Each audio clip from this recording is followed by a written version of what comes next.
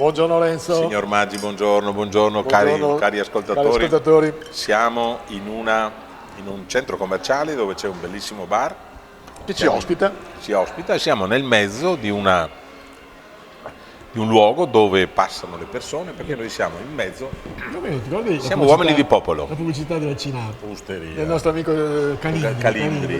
Noi siamo uguali più o meno. Calindri, dove c'era sempre il pericolo che le auto andassero. Sei convinto che il 90% delle persone che ci ascoltano non so neanche chi era Calindri? Sono convinto, a sì, dimostrare il fatto che siamo anzianotti. Era un signore anziano.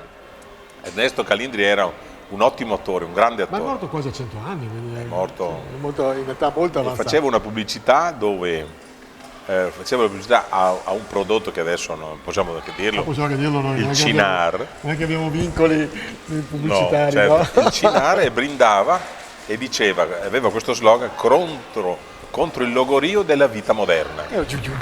E lui era in mezzo alla strada e passavano le macchine perché nulla lo turbava. E allora non c'era il chroma key, quindi era proprio in mezzo. Allora, sai che io sono stato al Censer? Complimenti.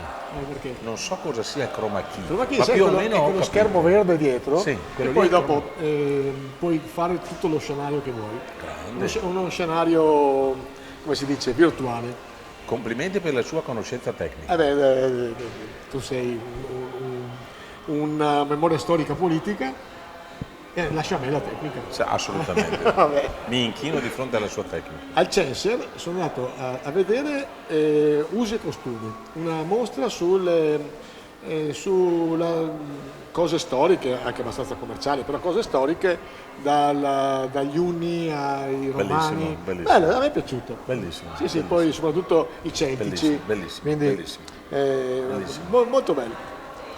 In un contesto come Rovigo, che è la nostra provincia, in particolar modo, come sempre, il Delta del Po, la terra più giovane d'Italia, quindi ci siamo confrontati con cose che magari noi 2000 anni fa non c'eravamo neanche. Noi siamo proprio la terra più giovane d'Italia perché il taglio di Portoviro è del 1604 e quindi lei, che è uomo del Delta del Po, finalmente le hanno messo in condizione di avere una terra solida sotto i piedi. È vero, però anche lì grazie, e tutti lo sottovalutano, ai vari consorzi di bonifica che abbiamo, Adige Po, Delta Po, che ben vengano.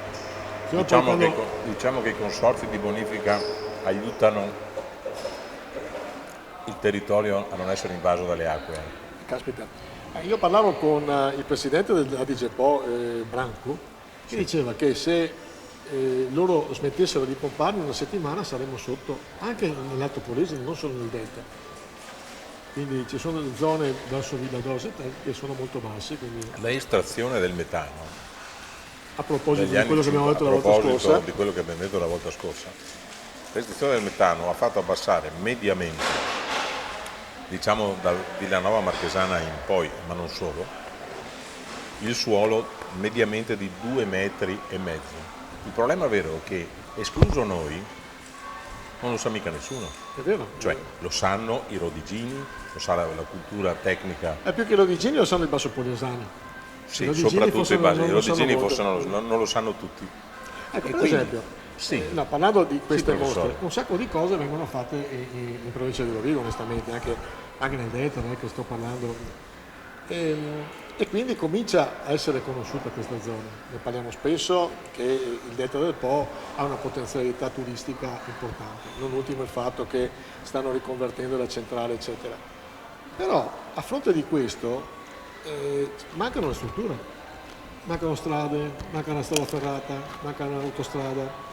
Cioè io, per esempio, ho ogni tanto organizzato delle cose, quando chiami un artista importante si blocca il fatto che non ci sia una strada ferrata che lo porta da Bologna a Porto Tolle oppure un'autostrada, e quindi ci mette da Bologna a Rovigo mezz'ora e un'ora e mezza per venire giù. La sua, professor Maggi, è una osservazione molto precisa e puntuale. Mi permetto di dirle questo.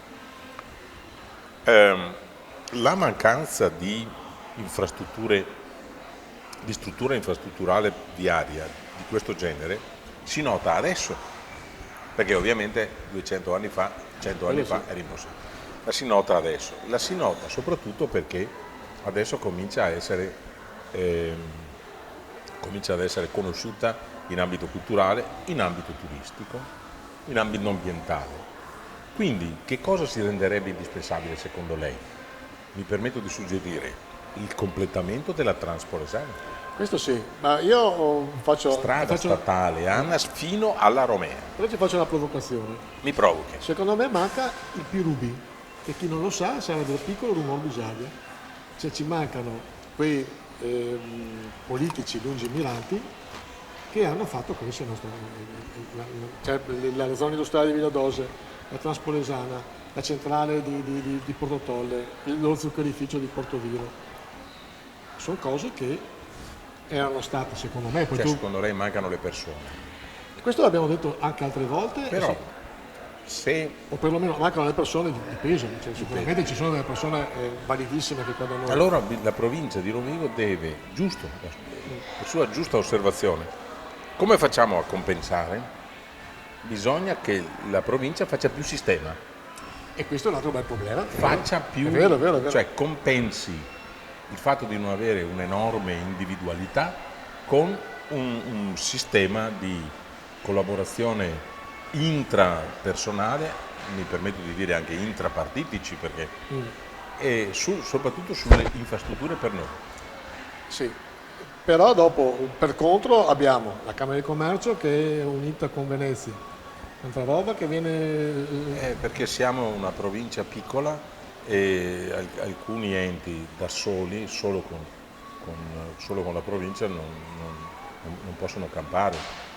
Però il futuro lo vedo migliore, perché? Perché siamo diventati, per esempio, una sede di allocazione importantissima delle strutture logistiche che provengono da tutta l'asse l'asse, per esempio Badia-Rovigo si riempirà di grandi investimenti privati, ma grandi investimenti.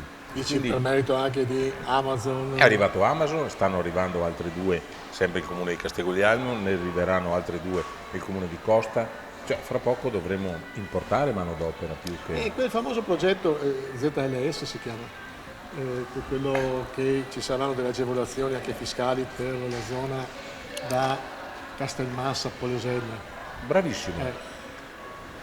È andato in porto. Sì, ma cioè il governo, sarà una grande... Il Parlamento, il governo ha approvato la cosiddetta ZLS, cioè zona logistica semplificata. Vuol dire che per 18 comuni mi pare, vuol dire che le aziende che si allocheranno nelle aree industriali di quei comuni, c'è anche Rovigo, Bosaro. Rovigo città? Sì, no, Rovigo comune, l'intero comune. Sì. Rovigo, Bosaro, Polesella, Salara, Occhiobello, Chieta. Fino a Castelmassa o sbaglio? No, Castelmassa, sì. Vuol dire che avranno un credito, non hanno dei soldi, hanno un credito d'imposta. Vuol dire che è come avere soldi. Ed è questa qui, quando manca la registrazione dalla Corte dei Conti, quindi questione di pochissimi giorni, perché è già stato approvato dal governo, quando verrà approvato, quando entrerà a regime con la registrazione, facciamo uno sprizzetto con uno dei sindaci che è stato protagonista di questo, quindi parleremo, perché è una grande opportunità, veramente. Perfetto, quindi sperando.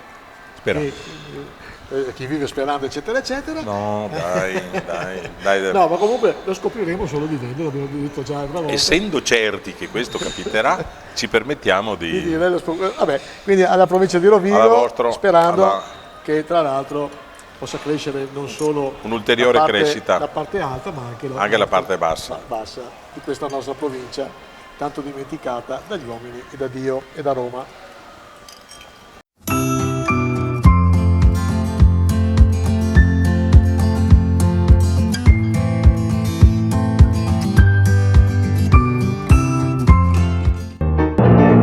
Questo spettacolo è orribile. Spaventoso. Disgustoso. Ci torniamo ancora? Sicuro.